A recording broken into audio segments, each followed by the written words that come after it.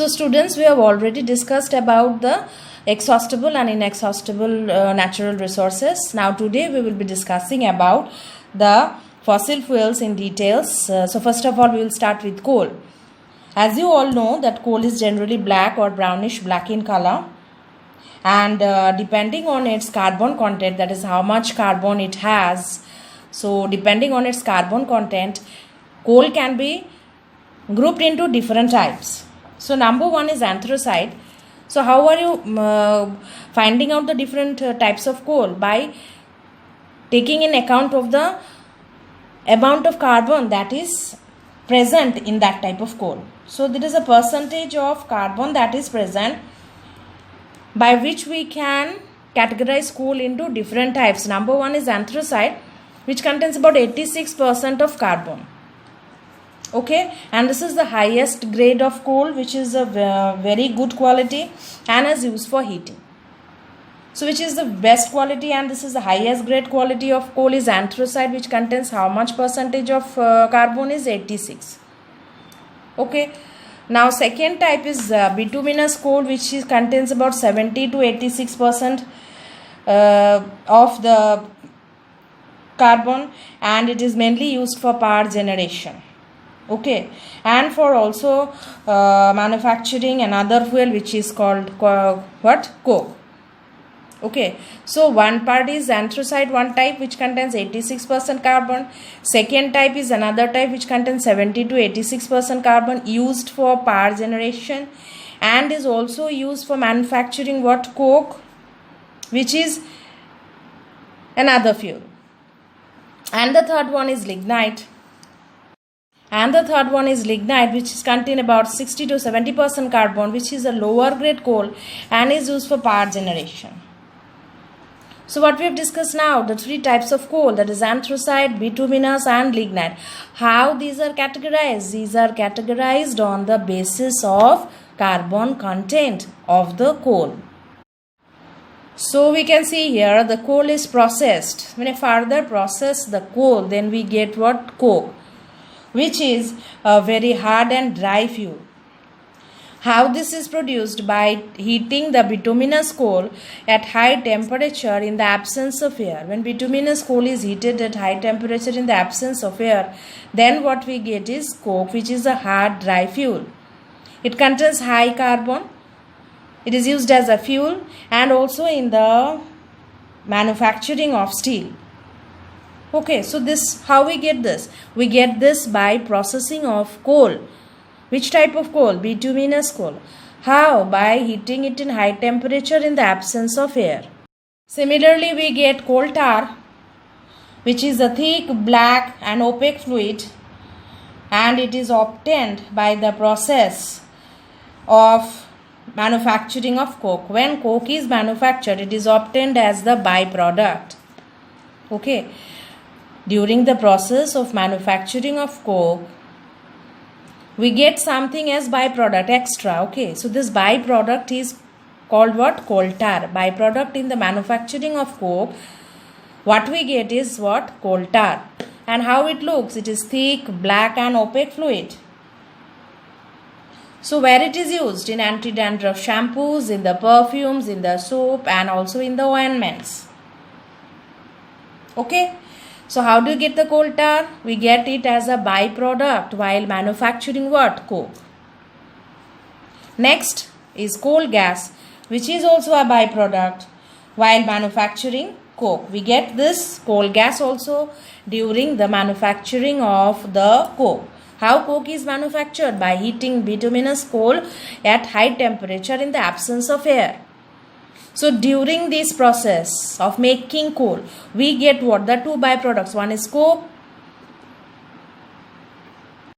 So during this process of making coke, we get two byproducts. One is coal tar and another one is coal gas. So these are the two byproducts that we get during the manufacturing of coke. So this coal gas is a gaseous fuel, and also this is it is used in the domestic and also as lightning fuel. Okay, so coal gas is what? Coal gas is a gaseous fuel, and also it is used in domestic purposes and lighting fuel. Okay, so just now what you have studied about coal, its different types, and also the different products that we get after processing coal. What are the different products? Coke, coal tar, and coal gas. How do you get coke? By heating the bituminous coal at high temperature in the absence of air. Okay, so next we come to how coal is formed.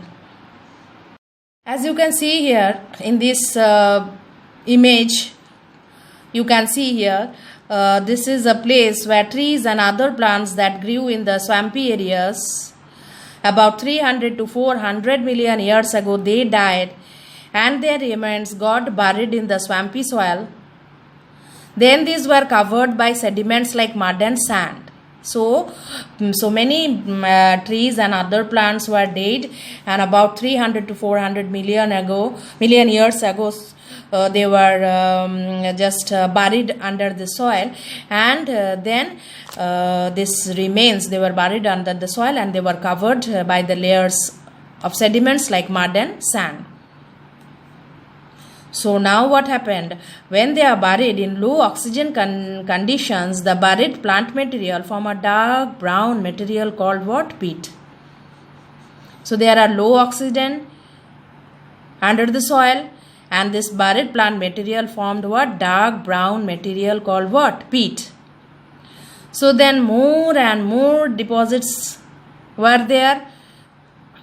Sediments came and have been deposited over the peat. Then peat was compressed between the layers of the sediments, and then it formed into lignite. Followed?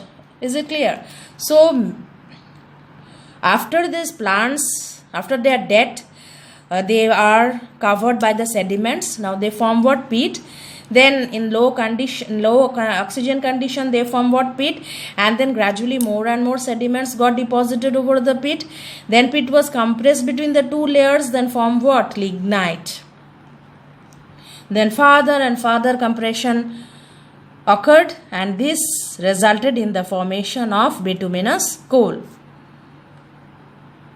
Okay, then again further and further compressions took place, which result in the formation of what? Anthracite. So did you get these points? So actually what happened? Actually the trees and plants that were dead about 300 to million years ago, they got buried under the swampy soil. Then there were depositions, sediments over this, forming peat, lignite, bituminous coal and anthracite in a sequential order by compression and more compression of the sediments. Okay, so peat, then lignite, then bituminous coal, and further compression result in the formation of what? Anthracite. So which is the very highest grade quality of coal, that is 86% carbon, is what? Anthracite. So this was formed by further and further compression of the bituminous coal. Who are compressing? The sediments, the depositions are compressing the layers. So this compression, giving pressure to the layers of the coal, resulted in the formation of anthracite after bituminous coal. Okay, now we will discuss about the petroleum and natural gas. And as you all know, petroleum and natural gas, how they are extracted? They are extracted by drilling through the impermeable rocks. But what is this? Petroleum or crude oil, what is this? This is a complex mixture of solid, liquid and gas. This is a complex mixture containing what? This solid, liquid and gaseous what? Hydrocarbons. Okay, so solid, liquid and what it contains? Gaseous hydrocarbons. Okay, so this is a complex mixture. That means it contains so many things together, like solid, liquid and gaseous hydrocarbons. Okay, so how they are formed? This petroleum and natural gas are formed by the remains of tiny marine organisms that died millions of years ago.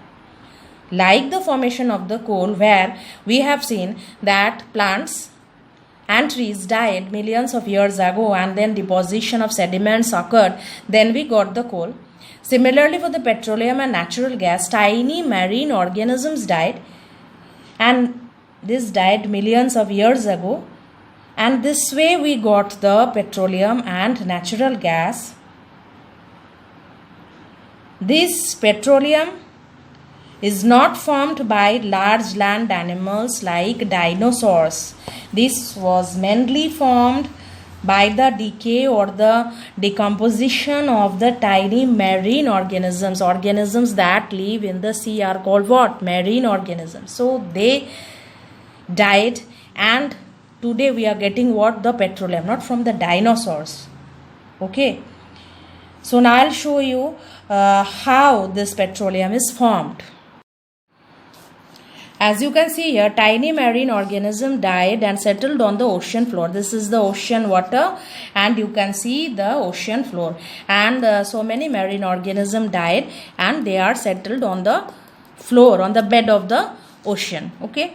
Now, our time, that means so many times have passed away, years, this layer of dead organism what covered beneath the sediment. So slowly sediments will fall on the top of these dead marine organisms. Sediments have come and deposited here. So layer of the sediments above, and in between you can see the dead organisms. So the dead organisms are here, and here is the ocean bed or the floor, and here are the layer of the sediments.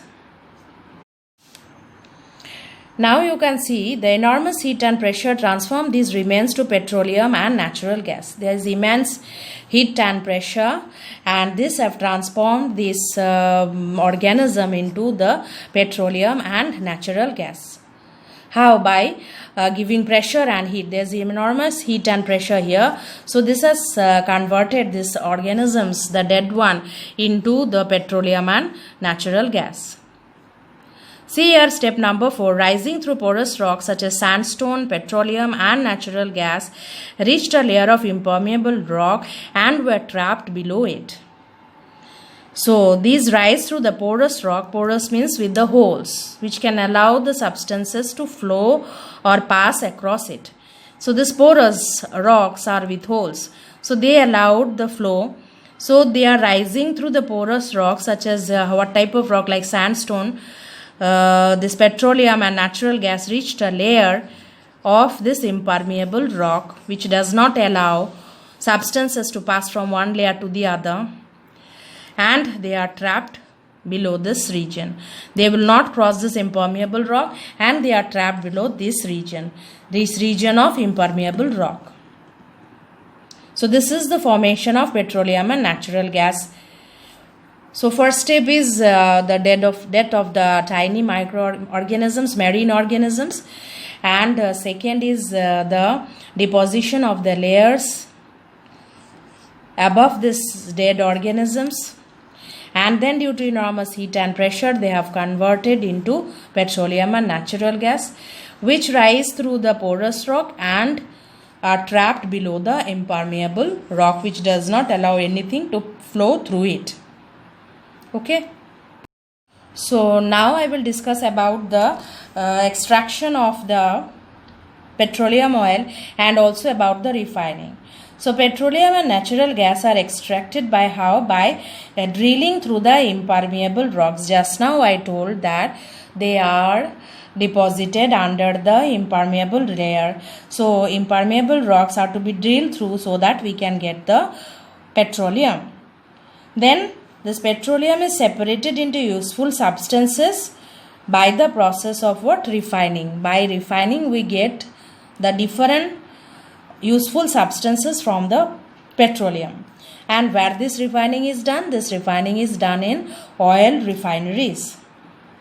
So the process by which the oil refineries used to purify the petroleum is by fractional distillation. Okay, so this process is followed to refine the petroleum. But what is this process? This is repeated distillation and condensation. So what I have told here now, fractional distillation. So what is this process? This is repeated distillation and condensation to separate the mixture into its component parts. So we have to separate the mixture of petroleum. What we got is the mixture. So we have to separate the components. For separating the components, what you have to do? Follow the process of fractional distillation. So what is this? Many times you have to distillate and also condense. Okay, so what is distillation? Heating at higher temperature, and condensing, just cooling and getting into liquid. The vapors are converted into liquid by the process of what? Condensation. So distillation and condensations are repeated in what? Fractional distillation process. So here what happens?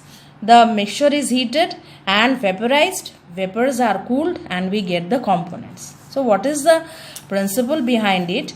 The principle is that different liquids boil and evaporate at different temperature. We all know that different liquids will boil and will evaporate at different temperature. All the liquids will not have the same boiling point. So on this principle, based on this one, we follow the process of fractional distillation. Okay, and as we all know that crude oil contains what? Paraffin wax, gasoline, diesel, naphtha, lubricating oil, kerosene. This crude oil consists of this. What is this crude oil? What we get by drilling the impervious rocks or impermeable rocks, what we get is the crude oil. After refining, what we get is what we use. Okay, so this crude oil contains paraffin wax, gasoline, diesel, naphtha, lubricating oil and kerosene, and so we have to purify them so that we can use them further.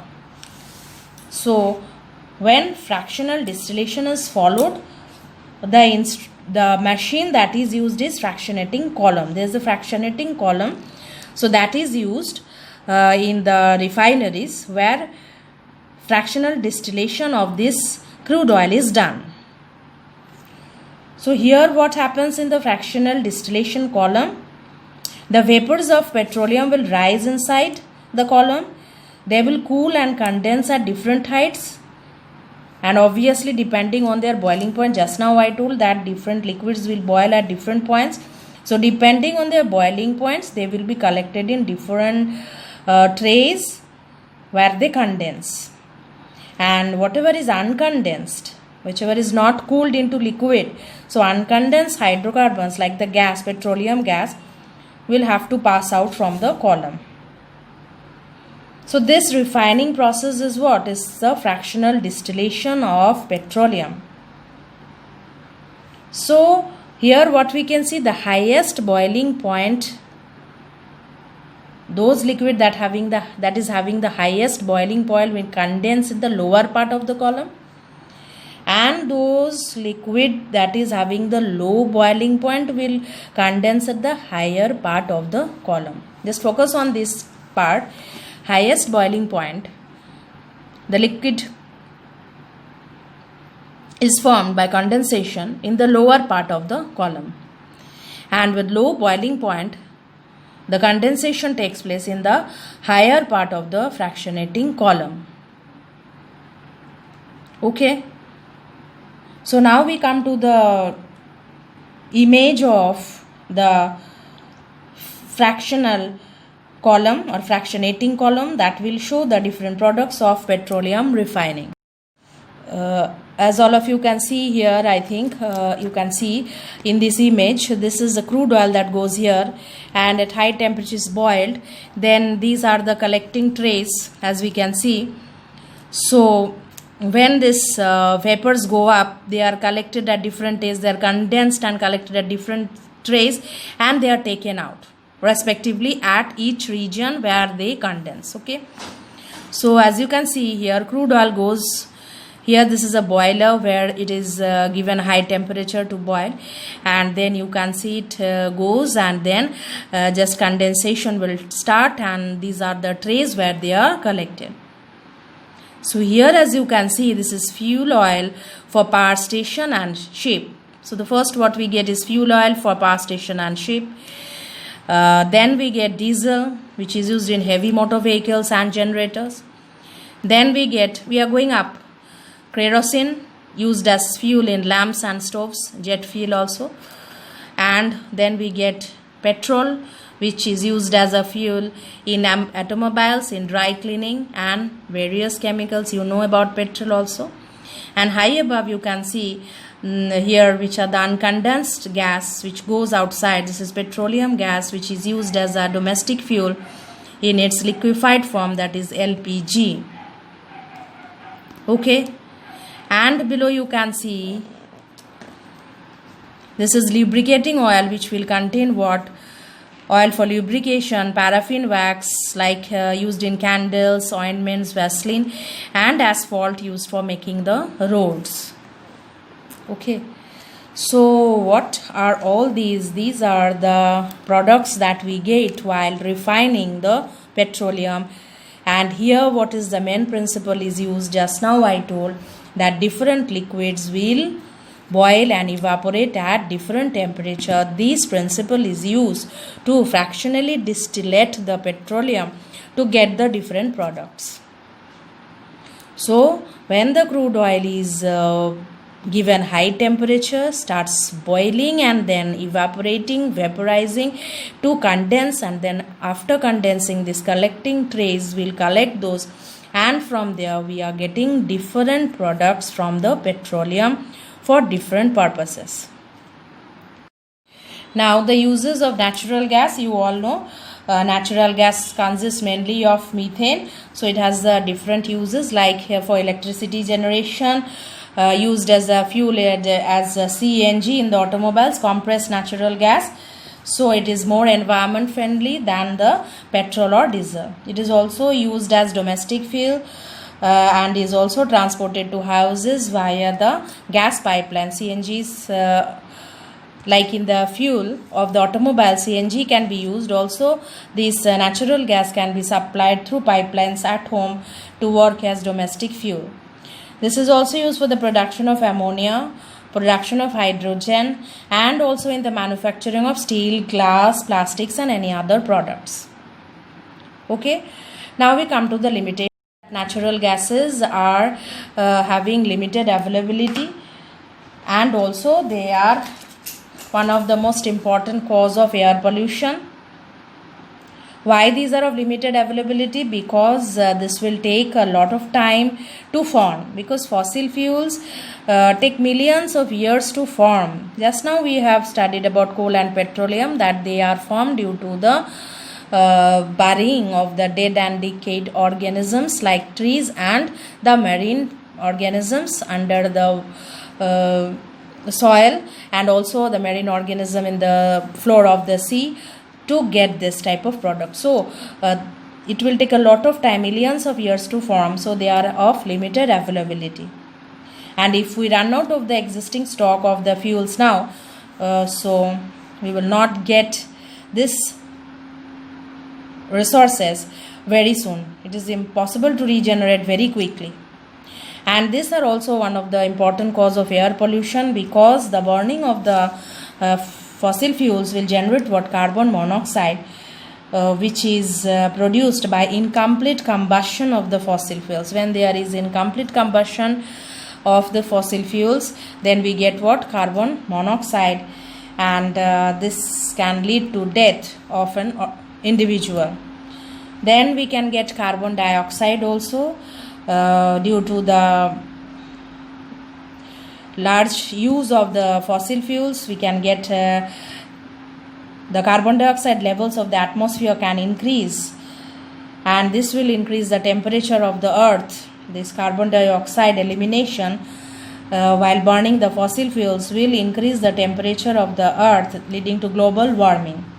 So this also leads to the melting of the ice in the glaciers, resulting in the rise in the sea level and also submerging the coastal areas. These are the problems. And then oxides of sulfur and nitrogen are also released when coal is burned. So these gases also react with the oxygen and the water vapor present in the air, and they will produce solutions of sulfuric acid and nitric acid. The sulfur and nitrogen reacts with oxygen to produce sulfur dioxide, nitrogen dioxide and all, and this will react with the water to produce the different types of acids like sulfuric acid and nitric acid, then which will fall on earth as the acid rain. You all know about all this acid rain and all. So this will fall on the earth as acid rain, which will in fact damage the plants, then also damage the water, damage buildings, aquatic life.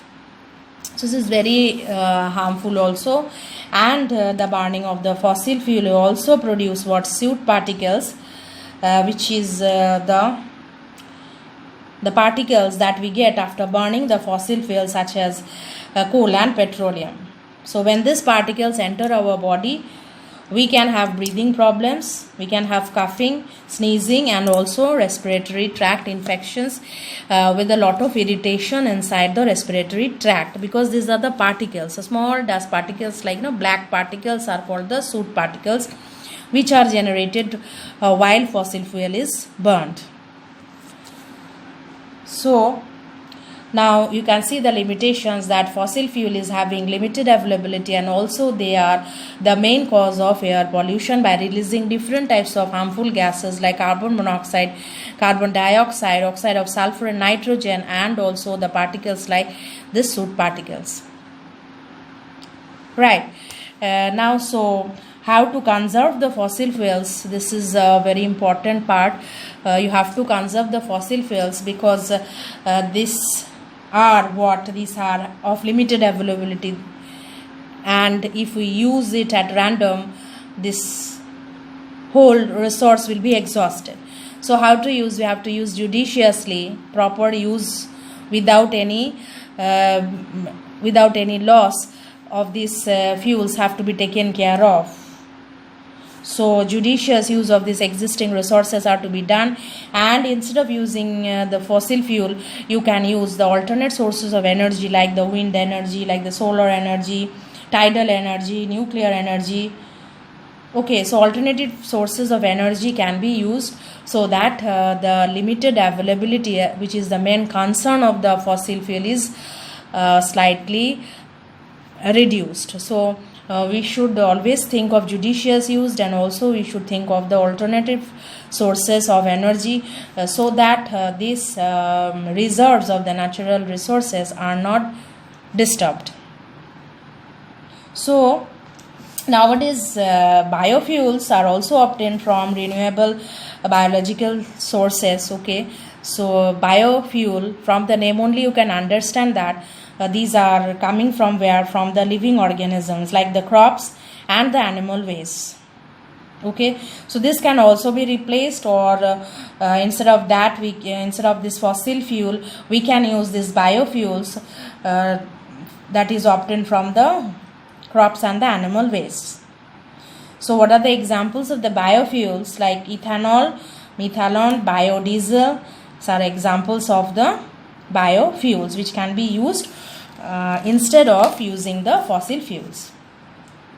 Okay, so I think you have understood this part of the chapter, and with this we have completed this chapter, which was quite interesting one for you, I think. So in the next class we will be discussing with the exercises, but before that try to read the chapter and correlate with the video so that you can understand each and every point that is been explained in the video.